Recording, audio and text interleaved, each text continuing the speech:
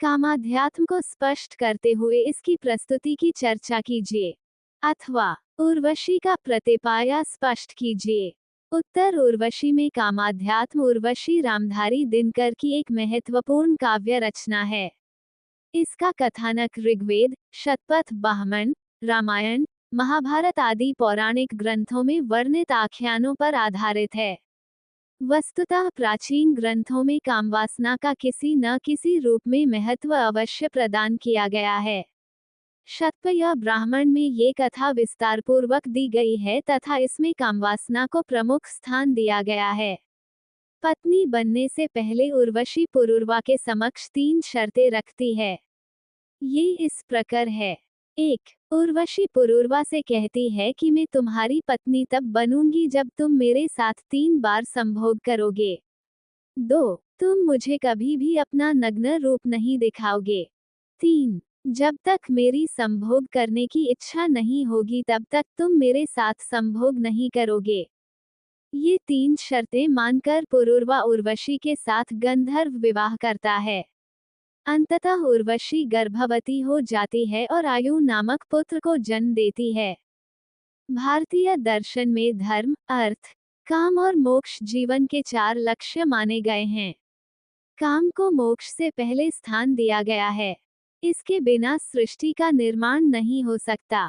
यहाँ तक कि मनुस्मृति में भी काम को सभी क्रियाओं का मूल कहा गया है। वात्स्यायन ने अपनी रचना कामसूत्र में काम को जीवन की मूल प्रेरक शक्ति माना है। रामधारी सिंह दिनकर द्वारा रचित काव्य रचना उर्वशी काम दर्शन पर ही आधारित है।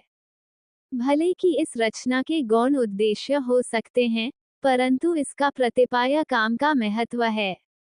डॉक्टर नगेंद्र ने स्वीकार किया है, उर्वशी को काम समस्या के काव्य पर देखने पर ही उसमें वास्तविक सौंदर्य के दर्शन किए जा सकते हैं। इसके बारे में स्वयं रामधारी सिंह दिनकर ने लिखा है, इसे काम अपदस्य करने की चाहे कितनी भी चेष्टाएं की जाएं, वह बार बार सिंहासन पर आ बैठता है और शास्त्र एवं नैतिकता के प्रति उसे बांधने की जो भी तैयारी करते हैं उस पर सेक्स का देवता व्यंग्य से मुस्कुराता है, मानो वह कह रहा है कि उतने बंधन तो मैं तोड़ चुका, देखें इस बार तुम कैसी कड़ियां तैयार करते हो। उर्वशी में श्रम और अध्यात्म विषयों पर विचार करने से पहले पुरूरवा तथा उर्वशी के अर्थों को जान लेना चाहिए। उर्वशी शब्द का कोशगत अर्थ है उत्कट अभिलाषा, अपरिमित वासना, इच्छा अथवा कामना। पुरूरवा का अर्थ है कि वो व्यक्ति जो नाना प्रकार से रव करें, नाना ध्वनियों से उद्घोष करे। उर्वशी चक्षु, रसना, प्राण, त्यक तथा श्रोत की कामनाओं का प्रतीक है।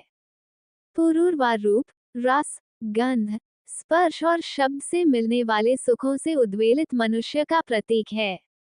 इसी प्रकार प्रस्तुत काव्य रचना के अन्य पाउज औशनरी, सुकन्या आदि काम की विविध अवस्थाओं को मुखरित करने वाले पात्र हैं। ये कहना अनुचित न होगा कि उर्वशी का समस्त कथा प्रसंग काम से ही संबंधित है।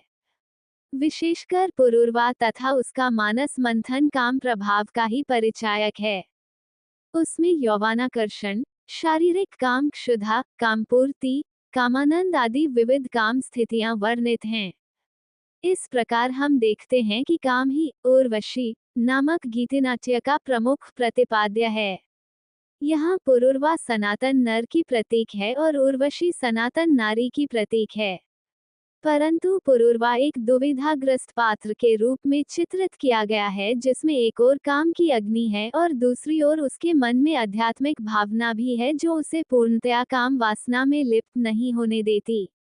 निम्नलिखित धरातल पर उर्वशी के कामाध्यात्म की विवेचना की जा सकती है। 1. देहजन्य काम। देहजन्य काम को प्रायः काम वासना की संज्ञा दी गई है, जिसे सभ्य समाज में अश्लील भी कहा गया है।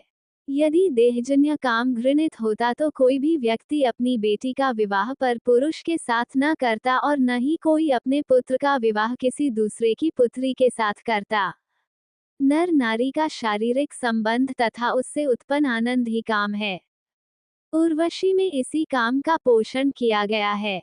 इसी शारीरिक प्रेम को प्राप्त करने के लिए उर्वशी देवलोक से पृथ्वीलोक पर आती है। कारण यह है कि देवता शरीर संबंध स्थापित करके उससे उत्पन्न सुखोभोग को प्राप्त नहीं कर पाते। यह आनंद तो केवल पृथ्वी लोक के प्राणियों को ही प्राप्त होता है। उर्वशी बार बार इसी काम सूत्र की चर्चा करती है। ये कामजन्य स्थिति योग की समाधि के समान है तथा ब्रह्म प्राप्ति का सोपान है। उर्वशी काम हो ही जीवन का सर्वस्व मानती है और इसी को प्राप्त करने के लिए पृथ्वी पर आई है। वस्तुतः रामधारी से दिनकर फ्रॉइड तथा डी.एच. लॉरेंस के दर्शन से प्रभावित रहे हैं। लॉरेंस ने तो ये स्वीकार किया है कि काम मनुष्य को उष्णता प्रदान करता है। यह मेघों से निकलने वाली धूप के समान जीवन की लहर को उत्पन्न करता है। उर्वशी यौन प्रेम को अधिक महत्व प्रदान करती है। काम में लीन रहने के कारण उसे प्रकृति का एक एक कण कामोन्माद में डूबा प्रतीक होता है। 2. मानसिक काम उर्वशी का नायक पुरुरवा एक द्वंद्वग्रस्त पात्र के रूप में चित्रित किया गया है। वह एक तो काम भाव का आनंद प्राप्त करना चाहता है और दूसरी ओर बौद्धिक काम को महत्व प्रदान करता है। वह एक ऐसे मानव का प्रतीक है जो शारीरिक काम और आत्मिक काम में समन्वय स्थापित नहीं कर पाता। कभी शारीरिक काम उसे अपनी ओर आकर्षित करता है, कभी आत्मिक काम। इंद्रिय भोगों के प्रति आसक्ति तथा अनासक्ति उसके मन में दुविधा पैदा कर देती है। उर्वशी उसकी दुविधा को तत्काल भांप जाती है, परंतु पुरुरवा चाहता है कि वह इंद्रिय भोगों को भी प्राप्त करे और अपने मन की पावनता को भी बनाए रखे। दुविधा की यह स्थिति उसे बार बार कचोटती है कि वह ये निर्णय नहीं कर पाता कि वह किस दिशा की ओर अग्रसर हो। 3. आत्मिक काम पुरुरवा के मन में काम संबंधी द्वंद्व चरम सीमा पर पहुंचकर आत्मिक काम का रूप धारण कर लेता है। इसी को हम अध्यात्म भी कह सकते हैं। उर्वशी के तृतीय अंक में पुरुरवा तथा उर्वशी में ईश्वर तथा प्रकृति संबंधी वार्तालाप हुआ है। वह इसका समर्थन करता है। पुरुरवा के मतानुसार काम के द्वारा तथा मानव ऊर्ध्व काम को प्राप्त कर लेता है। काम व इंद्रिय भोगों से विरक्त होकर जब मानव आत्मिक काम की ओर अग्रसर होता है तब उसे यह ज्ञान होता है कि केवल शारीरिक प्रेम ही काम का लक्ष्य नहीं है, क्योंकि निष्काम काम मनुष्य की आत्मा को बल प्रदान करता है और वह आध्यात्मिकता की ओर अग्रसर होने लगता है। वस्तुतः काम ही मनुष्य को शारीरिक और मानसिक संतुष्टि प्रदान करता है। भले ही देह प्रेम की जन्मभूमि है, परंतु उसके विचरण की सारी लीलाभूमि रक्त और त्वचा तक सीमित नहीं है। ये सीमा मन के गहन लोक तक फैली हुई है और वहां पहुंचकर नर नारी का मुखमंडल उस अव्यक्त शक्ति को नमस्कार करने लगता है। कुछ आलोचकों ने ये स्वीकार किया है कि पुरुरवा की पहली पत्नी औशनरी में आत्मिक काम की अधिकता है। वह भारतीय नारी का प्रतिनिधित्व करने वाली नारी है जो अपने पति को वश में करना नहीं चाहती। परंतु हमें यह नहीं भूलना चाहिए कि औशनरी में शीतकाम भावना है। वह अपने पति को संतुष्ट नहीं कर पाती, इसलिए उसका पति उर्वशी की ओर आकृष्ट होता है। सामान्य जीवन में हम इस प्रकार की घटनाएं देखते ही रहते हैं। 4. काम और अध्यात्म का समन्वय कामाध्यात्म वस्तुतः उर्वशी कामाध्यात्म की एक महत्वपूर्ण काव्य रचना है। इसका नायक पुरुरवा काम और अध्यात्म के द्वंद्व से ग्रस्त पुरुष है। प्रस्तुत रचना के तृतीय अंक में काम और अध्यात्म के इसी द्वंद्व का चित्रण किया गया है। उर्वशी स्वर्गलोक को त्याग कर पृथ्वी के काम का भोग करने के लिए पृथ्वी पर आती है, परंतु पुरुरवा पृथ्वीलोक का प्राणी है। वह पृथ्वी के काम भोग का आनंद लेकर अध्यात्म की ओर अग्रसर होना चाहता है। भले ही उसके मन में कामनावायु प्रवाहित हो रही है, लेकिन वह तन के शासन से मुक्त होकर अध्यात्म की ओर अग्रसर होना चाहता है। इसीलिए पुरुरवा काम भोग में लीन होकर भी उससे दूर भागना चाहता है। ये जब अध्यात्म की ओर अग्रसर होता है तो पुनः लौटकर कामभोग की ओर आ जाता है।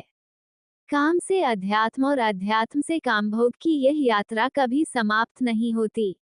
इसीलिए उर्वशी उसे ये समझाती हुई कहती है कि जब तक मनुष्य में प्रेम की आग है तब तक उसमें द्वंद्वात्मक भाव जागते रहते हैं। उसे कभी पृथ्वी सुंदर लगती है और कभी स्वर्ग। वो उसे यह समझाती हुई कहती है कि उसे स्वर्ग का इतना अधिक ध्यान नहीं करना चाहिए, नहीं तो उसके शरीर की कामाग्नि शांत हो जाएगी।